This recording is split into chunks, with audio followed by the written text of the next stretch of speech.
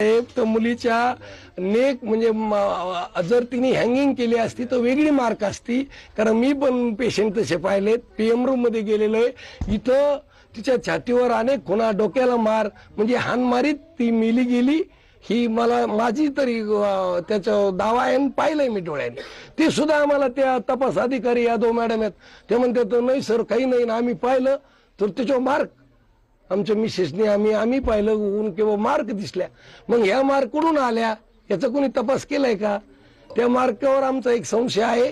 PM आमचं in camera केलाय, ते मोहिते साहेब होते इन्चार्ज, त्यांनी त्यावेळेस आम्हाला लिहिलं. पण आज बी त्यांनी जे एखादं पालक हे त्यांना घ्यायला पाहिजे, त्यांची सही घ्यायला पाहिजे.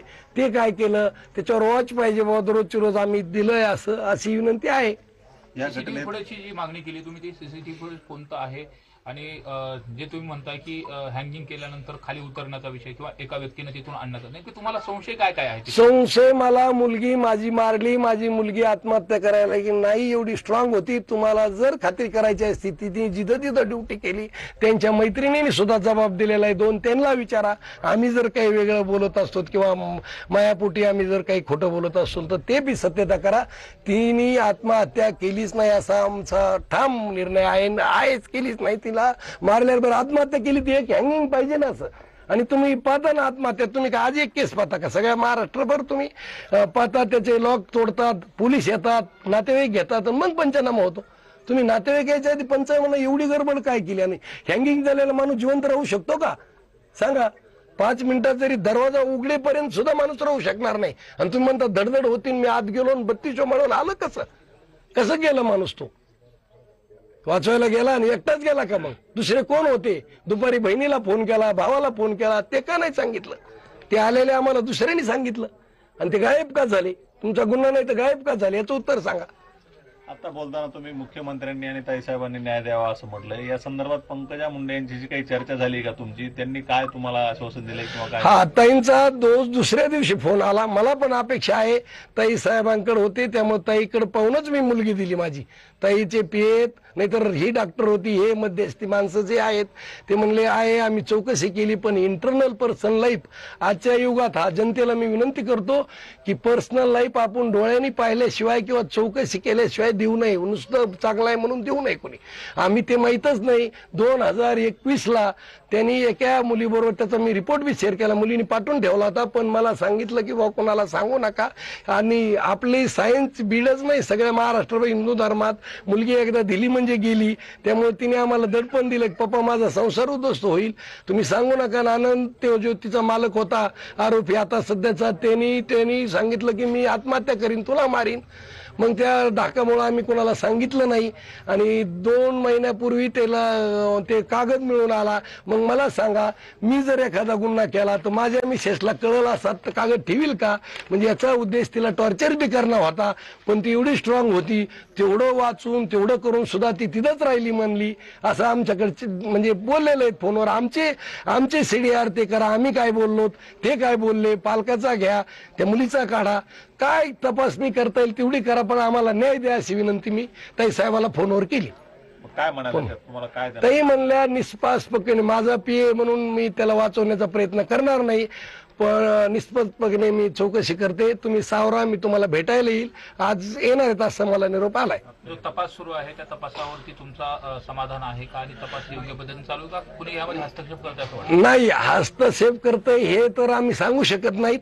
पण तपास का नाही, संशय का आहे किंवा का नाही, कारण 2 नाते आम्ही 3 जणांचे नावं लिहिलेत. आणि कोणता बी कृत्य करताना ते 3 जण, 3, 1, 2 काय एकापेक्षा जास्त व्यक्ती तिथं असा आमचा दावा आहे. आणि हे आहेत. आणि यांनी मुलींनी सांगून सुद्धा यांनी काहीच कारवाई केली नाही.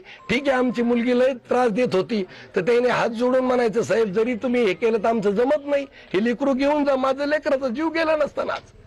यापूर्वी कधी गौरीनं तुमच्यापाशी अशी अडचण बोलून दाखवली हो, होती की मला मारहाण होते किंवा मला त्रास होतोय आणि हा सगळा त्रास मला सहन करण्याच्या पलीकडे आहे, असं कधी चर्चा झाली तुमची? चर्चा आपला 1 ऑक्टोबरला त्यांनी शिफ्ट केलं सामाईन. त्यावेळेस हे आरोपींनी माझ्या मुलीला सांगितलं की हे महत्वाचे कागदपत्र आहेत, हे मात्र व्यवस्थित ठेव.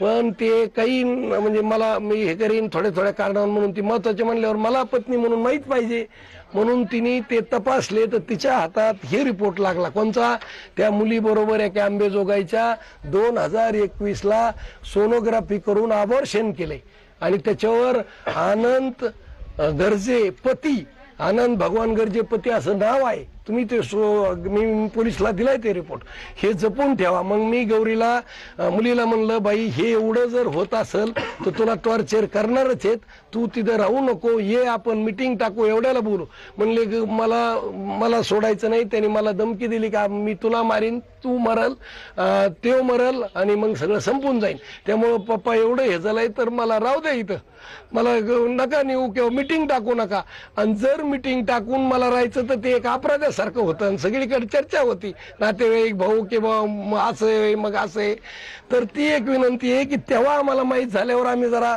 लक्ष द्यायला लागलो फोन करायला लागलो ती फोन करायला लागली आणि फोन केल्यानंतर तिने सांगितलं की असं आहे आणि मी बर्थडे होता त्यांचा त्याला मुद्दाम गेलो की बा यांचं कसं चाललंय त्यावेळेस सुद्धा मी म्हणलं याला मी वैयक्तिक बोलतो आधी आणि जर त्याने ऐकलं नाही तर मग नातेवाईक मध्यस्थी माणसं ताईकडे आपण जाऊ ताईकडे असल्यामुळं आणि ती म्हणली नाही पप्पा त्यांनी मला सांगितलं असं तसं कधी होता वाढदिवस कधीची गोष्ट 3 ऑक्टोबर आणि तोपर्यंत सुद्धा काही नाही हे डायरेक्ट आम्हाला तोपर्यंत चांगले पण डायरेक्ट आम्हाला किती 23 तारखेला शनिवारी संध्याकाळी फोन आला आणि फोन येताना सुद्धा त्याच्यात वेगळा आला मला बोलले की मामा गौरी सुसाईड करायला लावली अरे बरं गौरी सुसाईड म्हणलं काय करायला लागली सुसाईड मध्ये काय करायला लागली पॉयझन घ्यायला लागली म्हणलं मग गौरीला द्या आम्हाला येऊ सर वाचल बोलतो तर आम्ही समजून सांगू